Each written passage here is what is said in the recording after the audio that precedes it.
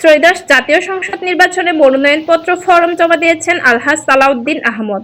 ত্রয়োদশ জাতীয় সংসদ নির্বাচনে কক্সবাজার-১ চকরিয়া পেকুয়া আসনে বাংলাদেশ জাতীয়তাবাদী দল বিএনপি মনোনীত প্রার্থী দলের জাতীয় স্থায়ী কমিটির সদস্য ও সাবেক মন্ত্রী সালাউদ্দিন আহমেদ মনোনয়নপত্র জমা করেছেন রোববার ২৮ ডিসেম্বর ২০২৫ ইংরেজি বিকেল ৪টায় চকরিয়া উপজেলা নির্বাহী অফিসার ও সহকারী রিটার্নিং অফিসার শাহিন দেলোয়ারের কাছে তিনি আনুষ্ঠানিকভাবে মনোনয়নপত্র জমা দেন।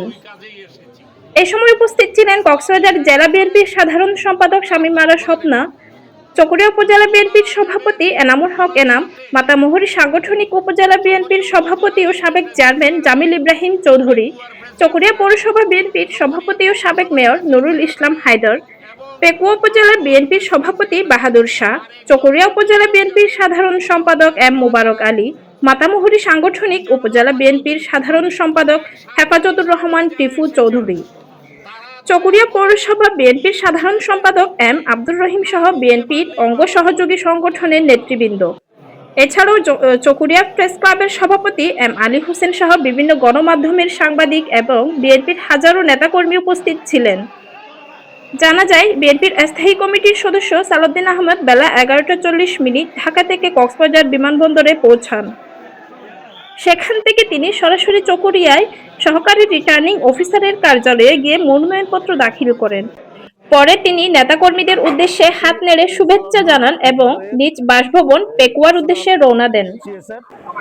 মানে আমরা তো দেখতে পাচ্ছেন ইতিমধ্যে আমাদের অনেক সিএসএফ এর বাহিনী এখানে আছে। মানে এখানে ধরেন মানে আমি সেকেন্ড হ্যান্ড কমান্ড হিসেবে আছে আর কি। তাহলে আমাদের লক্ষ্যটা হলো উনি তো বাংলাদেশের একটা অভিসম্বিত নেতা, যেহেতু পুরা মিডিয়া সোশ্যাল মিডিয়া মানে পুরা বাংলাদেশ উনি আলোচিত করেছেন। এই গত 25 তারিখ এই ঢাকা যেটা 300 ফিটে যেটা উনি প্রোগ্রাম করছেন, এই ওনার মাথা ব্যথাটা ওখানে বেশি ছিল। উনি যেখানে যায় মূলত সেখানে লোকজন সমাগম হয়, নেতা কর্মী এবং বিভিন্ন মানুষ ভিড় করে, কারণ উনি একজন প্রিয় মুখ, একজন প্রিয় নেতা।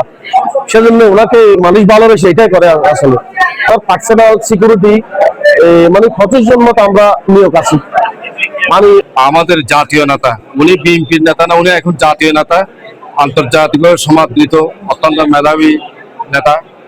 কক্সবাজার-১ চকরিয়া পেকুয়া আসনের বিএনপির মনোনীত প্রার্থী হিসেবে আজকে কিছুক্ষণ আগে উনি মনোনয়নপত্র দাখিল করেছেন সরকারি রিটার্নিং অফিসারের কাছে।